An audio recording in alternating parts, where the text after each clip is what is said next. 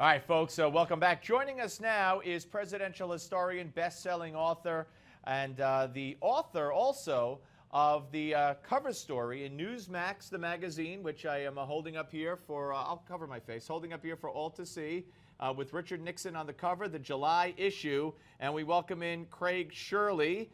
Craig, great to talk to you, sir.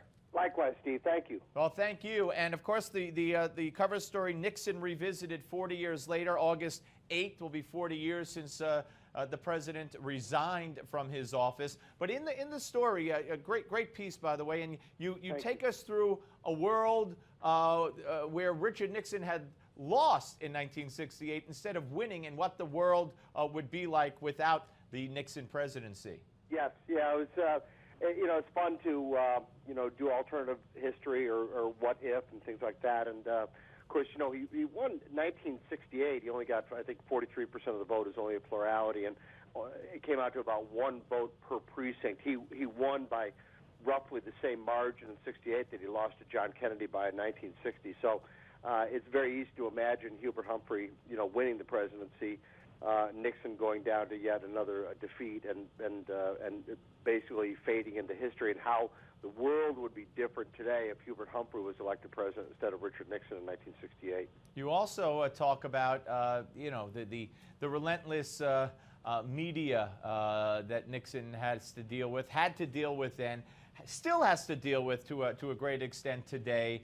But they say that as time goes by, presidents are judged differently. The complaint from Obama supporters to that Quinnipiac poll that's out the other day, where Obama's ranked the least attractive president since World War II, they say, well, every president who's in office, wait till he gets out. How has history... Well, that's not true. Actually, Ronald Reagan left the presidency in January of 1989. And he was at the top. Yeah, he was at approval rating at anywhere between 60 and 78%. And you wrote the books on Reagan too, with right. Rendezvous with Destiny and Reagan's Revolution. But how has the media treatment and the historical treatment of Nixon progressed over the years, do you believe?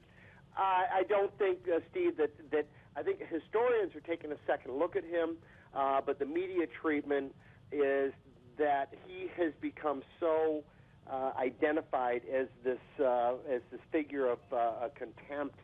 And every depiction of him, whether it's Nixon Frost or whether it's All the President's Men, in plays and in song and in, Four Dead in Ohio and Nixon's Coming and all those other things, Crosby, Stills, Nash and Young, is that there's been I hate to say conspiracy on the grassy knoll, but there's been a conspiracy to basically grind Nixon's legacy in the ground. Now, you can question it, as a liberal or as a conservative, what type of president he was, and the activist presidency and things like that. But the fact remains is that his 5 years in the White House were extremely significant years, and even his policy on Vietnamization. When he became president in 1968, there were 500,000 troops in Southeast Asia. By the time he left, 1974, there were 25,000 troops. Right. I don't want to leave, Craig, because we only have a minute left. Just give the reader just a little tease. Give us in 45 seconds here one aspect of what it would be like if Richard Nixon had lost. What if Richard Nixon lost in 1968? Yeah. We would have been in Vietnam a lot longer, I think, because he would have continued the policies of Lyndon Johnson and John Kennedy, and that would have and Ronald Reagan might well have been nominated in 1976 instead of 1980. But just the way to characterize it as a last thought is that, the Constitution says high crimes and misdemeanors. I've come to the conclusion what Nixon was guilty of were low crimes and high misdemeanors, which means that he shouldn't have been driven from office. Very interesting. Craig Shirley, presidential historian, and the piece Nixon Revisited 40 years later. Newsmax, the magazine, the July issue, folks. Get it and read it. And educate yourself. It is a great read and written in a very brilliant fashion. Thank you very much, Craig. Appreciate it. Thank you, Steve, very much. My pleasure. All right, folks, we're coming back, and when we do, we're going to go. We're going to be joined by the host of News One Now, Roland Martin. But first, it's time for America's Moment. Don't go away.